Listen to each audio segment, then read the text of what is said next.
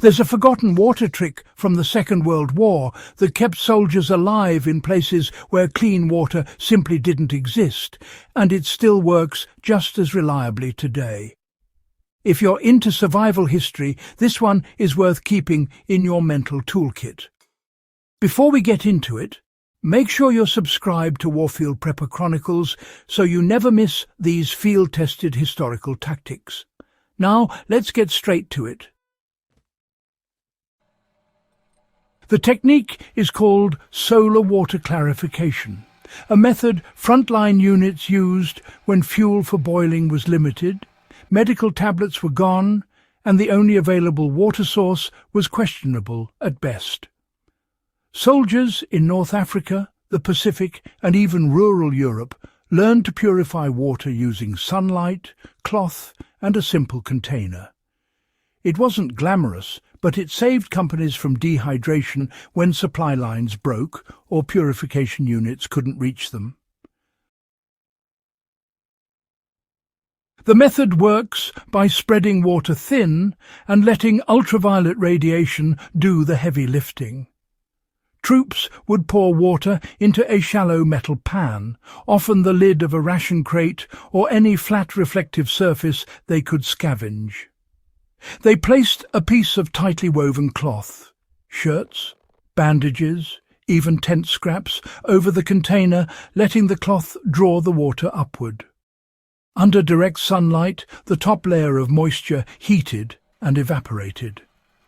The vapour passed through the cloth and condensed on the underside of a second surface, like a mess tin, helmet, or even a polished canteen placed slightly above.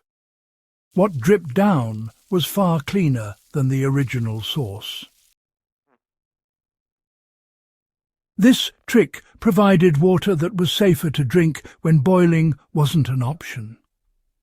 Units in desert campaigns relied on it when gasoline was rationed for vehicles, and they couldn't waste it on cooking fires. In jungle operations where streams were filled with parasites and decaying vegetation, this method offered a way to avoid dysentery when purification tablets ran out. You can use this same technique today with nothing more than a bowl, a piece of clean cloth, and a plate or lid. Set the bowl in the sun, stretch the cloth across the top so its edges dip into the water, and place the plate above it with a slight tilt so the condensed droplets collect and run into a separate cup. The process is slow, but it produces cleaner water steadily throughout the day. Campers, long-distance hikers, and off-grid homesteaders still rely on this when they want a fuel-free backup method, or when they're testing their ability to live lean.